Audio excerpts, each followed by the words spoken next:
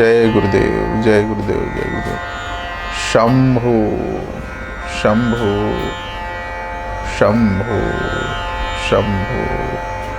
प्यारे साधक मित्रों, यह समय और यह परिस्थिति हम सबको एक भक्ति की तरफ मोड़ रही है, एक शक्ति की तरफ मोड़ रही है, एक मार्ग की तरफ मोड़ रही है, जिस मार्ग को प्राप्त करके गुरु के माध्यम से, गुरु के आशीर्वाद से साधना को गति दे रहे हैं। आध्यात्मिक जीवन के माध्यम से जब से हम लोग को गुरु प्राप्त हुआ, साधक को जब गुरु प्राप्त होता है तो साधक का जीवन जो है पूर्ण रूप से आध्यात्मिक हो जाता है। उनका संसार भी उनको आध्यात्म के लिए प्रेरणा देते रहता है और उनका आध्यात्म जो है उनको परमात्मा की ओर प्रेरणा देते रहता है। साधक के जीवन में कोई भी ऐसा क्षण, कोई भी ऐसा कार्य या कोई भी ऐसा पल नहीं होता जिस क्षण वह भगवान के भक्ति या भगवान को याद न करता हो। गुरु ही एक माध्यम बनता है जिसके माध्यम से वह दिव्य पुंज को, उस प्रकाश स्वरूप परमात्मा को वह निरंतर इस घट के भीतर याद करते रहता है। उनका साधन और साधना दोनों समभाव में चलता है। प्यारे मित्रों, यदि साधन की कमी हो, साधन का अभाव हो, तो निश्चित ही यदि हम गृहस्थ सन्यासी हैं, गृहस्थ साधक हैं, तो साधन के अभाव में साधना पूर्ण नहीं हो पाता है। या तो आप वैराग्य लेंगे, घर परिवार वैराग्य लेकर के आप कहीं एकांत में जाएंगे, कहीं आश्रमों में जाएंगे, कहीं पहाड़ पर्वत गुफाओं में जाएंगे, कोई ऐसे साधु संत के सानिध्य में जाएंगे और जहाँ जा कर के आप अपने वैराग्य को पूर्ण करेंगे। लेकिन गुरु दीक्षा के बाद एक क्षण ऐसा आता है कि हमें गृहस्थ में भी रहना है, परिवार में भी रहना है, समाज में भी रहना है और सब एक जिम्मेदारियों को पूरा करना है। तो ऐसे परिस्थितियों में साधन जो है बहुत ही महत्वपूर्ण होता है। साधन के अभाव से साधना के लिए समय नहीं दे पाते हैं और साधना के लिए साधना के अनुभूतियों को भी प्राप्त नहीं कर पाते हैं, क्योंकि साधन के अभाव में शारीरिक मानसिक बल इतना लग जाता है कि आध्यात्मिक अनुभूतियों के लिए जो समय हमको देना चाहिए, जो समय हमको बिताना चाहिए, वह समय कम हो जाता है। सुबह से शाम तक जो हम श्रम करते हैं और उस श्रम के बाद जब हम अपने घर में अपने परिवार के पास पहुंचते हैं तो परिवार की और एक आवश्यकताएं, एक कमी फिर हमें सताती है और उन मानसिक पीड़ाओं के कारण आध्यात्मिक साधना के लिए समय नहीं हो पाता है, समय के अभाव होता है। लेकिन जब गुरु गृहस्थ जीवन में सहयोग करता है और गृहस्थ जीवन में जीवन को प्रकाशित करता है और गृहस्थ जीवन को प्रकाशित करते हुए माया मंडल जागृत होता है और माया मंडल जागृत होने के बाद माया के जब रूप प्रकट होते हैं तो माया शक्ति भी प्रकट होती है साथ में। जब गहन यात्रा में और गहन शून्य में जब साधक जो है डूब जाता है तो गहन शक्ति के भाव में गहन रूपों को, अनंत रूपों को, ब्रह्मांड के अनंत रूपों को माया के रूप में वह अंदर देखता है। तो गुरु उस रूप में आकर के उनको समाहित होकर के उस माया रूप से उसे अलग करते जाता है माया रूप, रूप जो है वह अग्नि का गुण है। अग्नि जो है उनको जलाने का कार्य करती है, तपाने का कार्य करती है, उनको तप और साधना के मार्ग में प्रबल इच्छा जगाती है। अग्नि जो है, जिस प्रकार अग्नि जब नाभि में बढ़ती है तो प्रबल भूख की इच्छा होती है, तीव्र भूख की इच्छा होती है, ठीक उसी प्रकार अनंत माया के रूप से साधक के भीतर साधना का गहन भाव होता है, और साधना के गहन भाव में वह गुरु को प्रतिपल याद करता है, प्रतिपल उसे नहीं छोड़ता है। स्वप्न में भी वह गुरु को याद करता है और स्वप्न में भी गुरु के साथ रहता है, और अपने जीवन के साधन के अभाव में वह समस्त कार्य को जल्दी पूर्ण करने के प्रयास में और जल्दी पूर्ण कर लेता है शारीरिक बल और मानसिक बल के द्वारा, और गुरु के पास जाकर के बैठ जाता है, शांत बैठ जाता है, शांत बैठ जाता है। गुरु जो है देखता है कि यह माया रूप को पूर्ण रूप से प्राप्त कर लिया है, और मैं भी उनके भीतर प्रवेश कर करके उन रूपों को और प्रबल बना रहा हूं। वो रूप जो है और शक्ति प्रकट कर रही है, और उनके भीतर तीव्र इच्छा प्रकट कर रही है देखने की, इस ब्रह्मांड को देखने की इच्छा, इस ब्रह्मांड के रहस्यमय अज्ञात चीजों को देखने की इच्छा। प्यारे मित्रों, जहां तक हमारी सोच जा रही है, जहां तक हमारा मन मस्तिष्क कार्य करता है, जो भी चीज हम देख सकते हैं उससे भी कई गुना अज्ञात चीज है, जिसके विषय में हम सोच भी नहीं सकते, जिसके विषय में हम जान भी नहीं सकते। उसका केवल एक ही आध्यात्मिक उपाय है, जिस आध्यात्मिक रहस्यों के द्वारा उन रहस्यमय चीजों को, उन रहस्यमय शक्तियों को गुरु के आशीर्वाद से देखा जा सकता है, समझा जा सकता है। और माया शक्ति जो है, वही रूप जो है शक्ति बन करके, माया शक्ति बन करके उनके जीवन के साधन और साधना को मजबूत करती है। उनका साधन भी मजबूत होता है, उनका जीवन की आवश्यकताएं भी कम होती है, उनकी जीवन की समस्याएं भी कम होती है, उनके जीवन की पीड़ाएं भी कम होती है। आप भी अपने जीवन में एक ऐसा पल महसूस किए रहे होंगे जिस पल में गुरुओं के पास ऐसे समय में जाना पड़ा होगा जिस समय आप कोई न कोई दुख या किसी न किसी आवश्यकताओं के कारण एक संतों के पास या गुरुजनों के पास पहुंचे होंगे, और उसी क्षण उस गुरु के पास बैठ करके, उस संत के पास बैठ करके आपको यह भाव हुआ होगा कि अब यही क्षण है कि इसी क्षण मैं इस गुरु के सानिध्य में जुड़ जाऊं, इस गुरु के माध्यम से मैं अपने जीवन को पूर्ण करूं, इस गुरु के माध्यम से मैं अपने पीड़ाओं को दूर करूं, इस गुरु के माध्यम से मैं अपने जीवन के अनंत समस्याओं को अपने से अलग अलग कर लूं, इस गुरु के माध्यम से मैं अपने जीवन के समस्त आवश्यकताओं को भी मैं पूरा कर लूं। ऐसा भाव उस संत के सानिध्य में आया, और जब आप उस संत के सानिध्य में आप जुड़ गए, दीक्षित हो गए, उस संत के माध्यम से आप अपना आध्यात्मिक यात्रा शुरू कर लिए,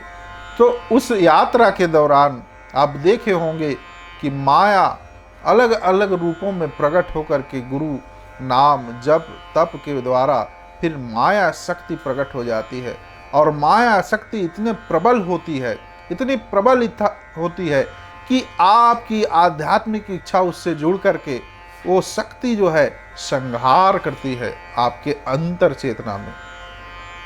और संहार करते हुए आपके समस्त इच्छाओं को आध्यात्मिक बनाती है, आपकी समस्त इच्छाओं को आध्यात्मिक रूप देती है, आपके समस्त इच्छाओं को आध्यात्मिक भाव देती है, आपके जीवन के प्रत्येक कार्य को आध्यात्मिक कार्य देती है। लेकिन ये बहुत महत्वपूर्ण कार्य होता है जीवन का, जिस क्षण गुरु जो है शक्ति बन करके माया में समाहित होकर के, जब तक गुरु जो है माया का रूप धारण नहीं करेगा, तो वह किसी के भीतर, किसी के इच्छा में या किसी साधक के इच्छा में कार्य नहीं कर सकता।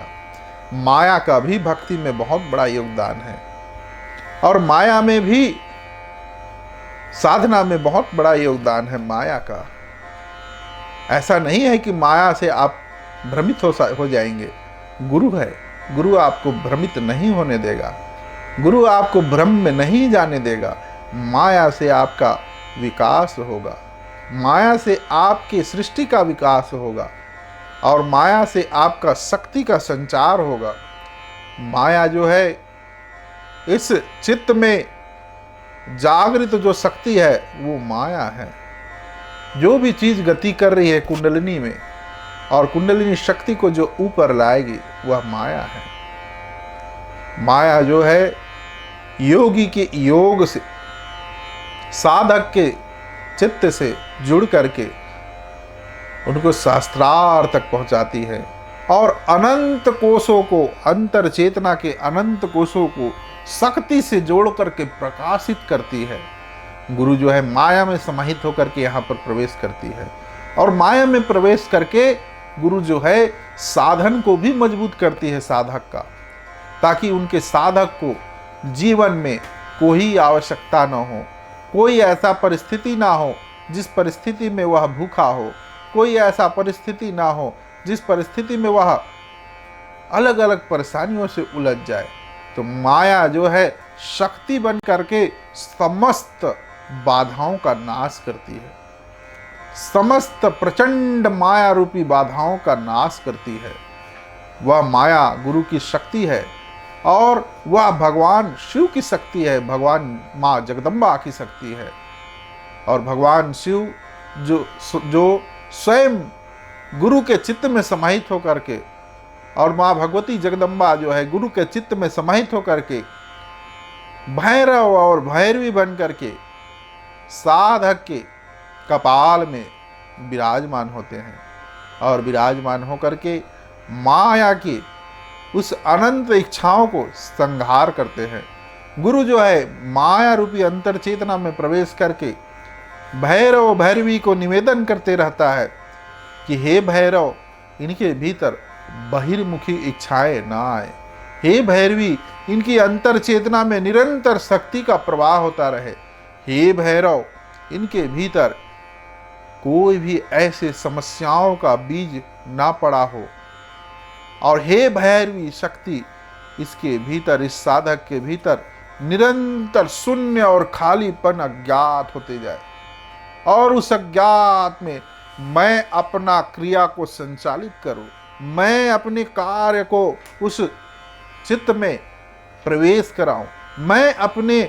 कार्य के द्वारा इसके भीतर एक प्रचंड साधना को प्रवेश कराऊं। ऐसा करके वह भगवान भैरव और भगवान माँ जगदम्बा भैरवी को वह निवेदन करते रहता है। और धन्य है भगवान भोलेनाथ और माँ भगवती जगदम्बा जो भैरव और भैरवी रूप धारण करके गुरु के आदेश से, गुरु के प्रार्थना से, गुरु के निवेदन से साधक के भीतर प्रवेश करता है और उनके दृष्टि से वो निरंतर काल बन करके समय को भी उनके इच्छाओं से जोड़ देता है। समय भी उनके अनुकूल हो जाता है। वह सोचता है कि मैं सुबह 3 बजे उठ करके साधना करूं, तो वह सुबह 3 बजे ब्रह्म मुहूर्त में उठ करके साधना करता है। उनकी इच्छाएं होती है कि मैं 1 बजे 2 बजे उठ करके साधना करूं, तो 1 से 2 बजे सुबह ब्रह्म मुहूर्त में वो उठ करके ध्यान करता है। उनकी इच्छाएं होती है कि मैं रात्रि भर ध्यान करूं, मुझे नींद का आभास ना हो, तो भगवान भैरव और भगवती माँ भैरवी गुरु के इच्छा से उनको इस प्रकार से इच्छा से जोड़ देती है कि उनको ऊर्जा की कमी नहीं होती उस साधक को, और वह रात भर प्रचंड आसन में ध्यान करता है निसंक हो करके। उनको लगता है कि नहीं, मैं अंधकार का ध्यान करूं, तो गुरु जो है माया शक्ति के रूप में समाहित होकर के ऐसे साधक के भीतर भगवान भैरव और माँ भगवती जगदम्बा भैरवी ऐसे साधक को निशंक निर्भय होकर के अंधकार का बोध कराती है। भैरव जो है स्वयं उनके भीतर, उनके कपाल में प्रवेश करके उनको निशंक बनाती है, निर्भय बनाती है, भय मुक्त करती है। और भैरवी जो है उनके भीतर से फैल करके अंधकार में, जिसे हम ब्लैक होल बोलते हैं या पूरा अंधकार बोलते हैं, पूरा अंतर आकाश बोलते हैं, उस अंतर आकाश में उनकी समस्त कर्म को बाहर कर देती है। और इस प्रकार से कर्म मुक्त हो जाता है योगी जो है, साधक जो है। और कर्म मुक्त होकर के कर्म योगी बन जाता है। वह कर्म करता है, वह साधना करता है, और वह साधना की समस्त शक्तियों को अनुभव करता है, और समस्त शक्तियों को अनुभव करके गुरु के चरणों में समर्पित होते जाता है, समर्पित होते जाता है। पूरे ब्रह्मांड की शक्तियाँ उनके मुट्ठी में भर जाती है, और उनको लगता है कि गुरु, मैं तो आपके चरणों में ही बैठा हूँ, मैं तो आपके चरणों में ही समर्पित हूँ। इस प्रकार से माया शक्ति जो है, माया शक्ति का बहुत बड़ा योगदान है साधना में। शायद ऐसा आप लोग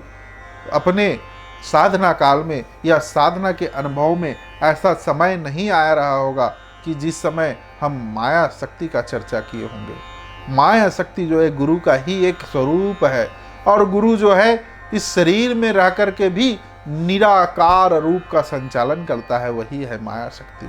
बिना इच्छा के कोई चीज प्रकट नहीं होगा, और यदि इच्छा हुआ और उस चीजों को प्रकट करने के प्रबल शक्ति लगी तो वही है माया शक्ति।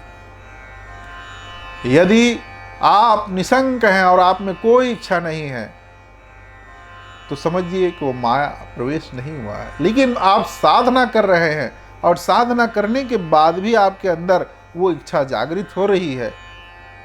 वो साधना करने की इच्छा जागृत हो रही है। आपको सिद्धासन में बैठने की इच्छा हो रही है, पद्मासन में बैठने की इच्छा हो रही है, शीर्षासन में करने की इच्छा हो रही है, सूर्य नमस्कार करने की इच्छा हो रही है, या अलग अलग योग के साधनों को अपनाने का आपके भीतर इच्छा हो रही है, और निशंक होकर के, आप निर्भय होकर के एक आसन में निशंक कई दिनों तक आप बैठने का इच्छा हो रही है, तो समझिए कि यह माया शक्ति है। माया शक्ति जो आपके भीतर तप में परिवर्तन हो रही है। गुरु जो है उनके भीतर माया बन करके शक्ति का संचार कर रही है, और स्वयं भैरव और भैरवी को उस साधक के भीतर रोक करके रखी है। निवेदन कर रही है कि ना जाने कितने जन्मों के बाद, हे भगवान भैरव, हे भगवान शिव, हे संभव, हे संभवी, हे मां संभवी, कितने जन्मों के अंतराल के बाद ऐसा समय इस साधक के भीतर आया है, ऐसा समय इस साधक के चित्त के भीतर आया है, जिसे इस समय में परिवर्तन करना अनिवार्य है। न जाने इसके बाद इनकी यात्रा आध्यात्मिक गति को पकड़ पाए या ना पकड़ पाए, आध्यात्मिक गुरुओं का सानिध्य मिले या ना मिले, आध्यात्मिक चित्त की ऊर्जा मिले या ना मिले, आध्यात्मिक यात्रा हो या ना हो, तो ऐसे परिस्थिति में हे भगवान भैरव, हे माँ जगदम्बा भैरवी, आप निरंतर इनके बहुमुखी इच्छाओं को रोक करके रखिए, और शरीर में समस्त शक्ति चक्रों को जागृत कर दीजिए, ताकि उन शक्ति चक्रों के प्रभाव से ये माया जो शक्ति है उस ब्रह्मांडी ऊर्जा को लेकर के समस्त चक्रों में, समस्त शक्ति चक्रों में, समस्त कोषों में, समस्त इंद्रियों में, समस्त तत्वों में वह प्रवेश करा सके, और इनका चित्त जो है माया शक्ति के संहार को समझ सके। भैरव और भैरवी गुरु के आदेश से ऐसे साधक के भीतर निराकार होकर के उनकी इच्छाओं को नियंत्रण में कर देते हैं, रोक देते हैं। साधक जो है यदि पद्मासन में बैठा है तो कई घंटे तक वह पद्मासन में बैठा है, सिद्धासन में बैठा है तो सिद्धासन में बैठा है। यदि रात्रि में वह ध्यान कर रहा है तो आसन में का अभ्यास कर रहा है, उसको पता ही नहीं चल रहा है कि पूरा रात्रि पार हो गया और सूर्य उदय हो गया। उनको दिन और रात्रि का बोध नहीं रहता। वो जब इच्छा करता है और जब संकल्प ले लेता है कि मैं करूं तो वो निश्चित ही कर लेता है। कोई वृक्षों के नीचे बैठना चाहे तो वो वृक्षों के पास बैठ सकता है, चाहे रात्रि हो चाहे दिन हो। उनको कोई आभास नहीं होता, उनको कोई भय नहीं होता। ऐसे साधक को वह रूम में बंद करके भी अपने आप को बैठ सकता है, वह समस्त चीज़ों को करने के योग्य हो जाता है। और माया शक्ति जो है उनको बोध कराती है, उनको दृष्टिपात करती है, उनको शक्तिपात करती है, उनको भावपात करती है, उनको क्रियापात करती है। और इस क्रिया के द्वारा वह शक्ति के संहार में वह आगे बढ़ती है। शक्ति जो है स्वयं उनके समस्त कर्मों का संहार कर देती है। और साधक जो है इस प्रकार से इस जीवन को बहुत ही धन्य मानता है, बहुत ही बड़ा अद्भुत अनुभव होता है, जिस अनुभवों के द्वारा वह गुरु को बार बार धन्यवाद देता है और गुरु के श्री चरणों में बार बार समर्पित होता है। और उस समर्पण के द्वारा गुरु जो है उनके भीतर भक्ति का रस और जगाता है, और जगाता है, और जगाता है। ऐसे साधक दूर रह करके भी गुरु के बहुत पास रहते हैं, दूर रह करके भी गुरु के बहुत कृपा पात्र रहते हैं।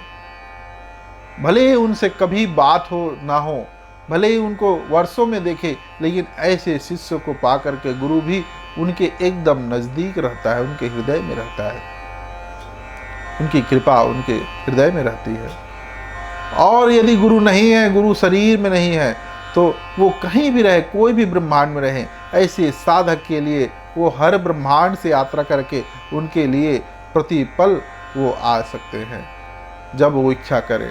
तो इस प्रकार से माया शक्ति जो है शरीर में, साधन में, साधना में बहुत ही उपयोगी है, बहुत ही सहयोगी है। और माया शक्ति के अभाव से